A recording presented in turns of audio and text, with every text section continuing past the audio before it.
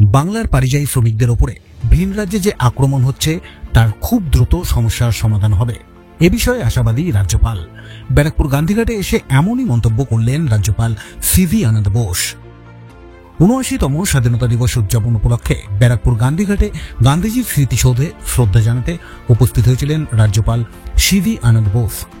উপস্থিত ছিলেন পশ্চিমবঙ্গের মুখ্য সচিব মনোজ পান্থ, ব্যারাকপুরের সাংসদ পার্থ ভৌমিক, জেলা শাসক শরৎ দ্বিবেদী, ব্যারাকপুরের পুলিশ কমিশনার মুরলীধর শর্মা সহ প্রশাসনিক আধিকারিকেরা।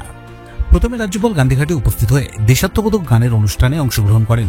এরপর তিনি গান্ধীজির স্মৃতিসৌধে পুষ্পার্ঘ্য অর্পণ করলেন। সাংবাদিকদের প্রশ্নের উত্তরে রাজ্যপাল জানান, বাংলায় পরিযায়ী শ্রমিকদের ওপর ভিন রাজ্যে আক্রমণ হচ্ছে, তার দ্রুত সমাধান হবে।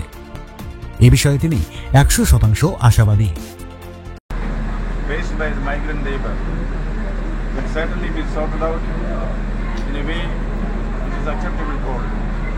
In fact, this has become an issue.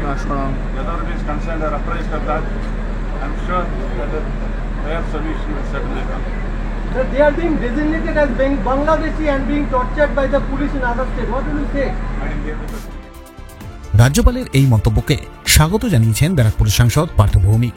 তিনি বললেন, যেভাবে ভিন রাজ্যে বাঙালি পরিযায়ী শ্রমিকদের উপর আক্রমণ চালানো হচ্ছে এবং বাংলা ভাষাকে আক্রমণ করা হচ্ছে, বাংলা ভাষাকে বাঁচানোর জন্য নতুন করে স্বাধীনতার লড়াই লড়তে হবে। স্বাধীন হয়েছে, ভারতবর্ষের স্বাধীনতা দিবস সারা ভারতবর্ষ জুড়ে পালিত হচ্ছে, কিন্তু ভারতবর্ষ স্বাধীন করতে গিয়ে যে রাজ্য সবচেয়ে অগ্রণী ভূমিকা পালন করেছিল বাংলা, সেই বাংলা এবং বাঙালিকে সারা দেশে বিজেপি শাসিত রাজ্যে অত্যাচার করা হচ্ছে। অর্থাৎ স্বাধীনতা সংগ্রামে যাদের প্রধান ভূমিকা ছিল সেই বাঙালিদের নিষ্পেষিত করা হচ্ছে। আপনারা শুনলে চমকে যাবেন, আন্দামান সেলুলার জেলে বারিন ঘোষ, উল্লাসকর দত্তর নাম কেটে দেওয়া হয়েছে।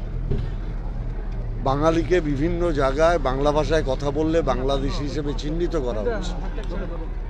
বাঙালি যারা পরিযায়ী শ্রমিক বিভিন্ন রাজ্যে কাজ করতে গেলে তাদের উপর নিপীড়ন চালানো হচ্ছে, তাদের জেলে ঢুকিয়ে দেওয়া হচ্ছে, তাদের উপর উৎপীড়ন করা হচ্ছে। তাদের একটাই অপরাধ, তারা বাংলা ভাষায় কথা বলে।